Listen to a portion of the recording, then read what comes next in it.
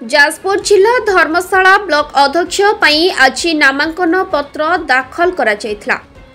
ए अध्यक्ष पद पई उपनिर्वाचन रे सुचिस्मिता दास एकमात्र प्रार्थी भावे नामांकन पत्र दाखल करिथिले।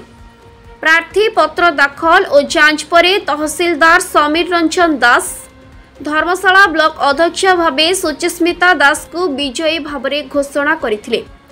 सूचना अनुसार श्रीमती दास अध्यक्ष भावे निर्वाचित हेला परे धर्मशाला ब्लॉक कोण अनुकोणरू तांको निकटकू शुभेच्छा एवं अभिनंदन सुओ छुटिबारे लगिछि। पूर्वरु सुचिस्मिता दास धर्मशाला ब्लॉक क्षेत्रपाल पंचायत समिति सभ्य भावे विजयी होई कार्यभार ग्रहण करिअस्थिले। आज अप्रतिद्वंदी भावे निर्वाचित हुई ब्लॉक अध्यक्ष भावे विजय हासिल परे धर्मशाला विधायक हिमांशु शेखर साहू अध्यक्ष को धन्यवाद जणाइछंती। दास मूलरू भारतीय जनता पार्टी समर्थक थिली। 2022 मसीहार क्षेत्रपाल पंचायत समिति सभ्य निर्वाचन हेली। मान्य विधायक साहाय्य सहयोग पाई आगामी दिनरे धर्मशाला पंचायत समितिर विकास रे कार्यक्रम करिबी। धर्मशाला विधायक हिमांशु भाई मैम ठीक से समिति को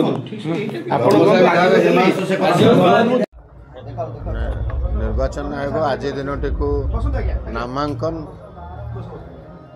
नामांकन भरवा सहित तार जांच प्रत्याहार तथा निर्वाचन फलाफल घोषणा सबुतक इवेंट आज गोटे दिन में धार्य करा जायतिला।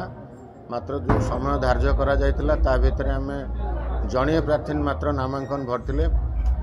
तेणु सुतरां 12टा पर प्रत्याहार समय जमती सरिला आम सबू ये प्राय 36 जन समिति सभ्य उपस्थित थिले। तांकर सहमति रे सेमाने जो सुचिस्मिता दास क्षेत्रपाल जेपी समिति सभ्य अध्यक्ष भाव निर्वाचन कर। धन्यवाद।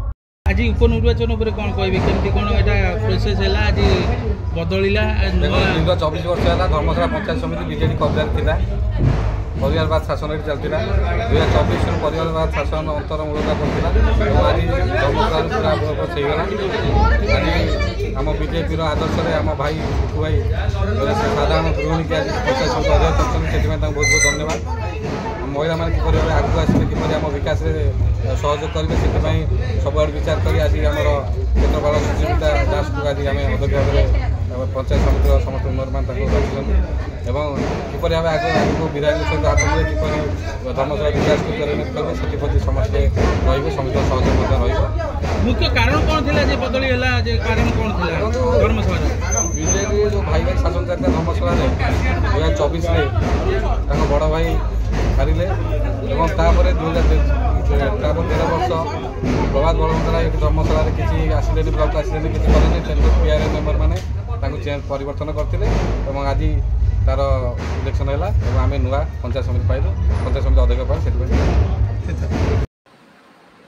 जाजपुर मिहिर खुंटिया रिपोर्ट संघर्ष टीवी।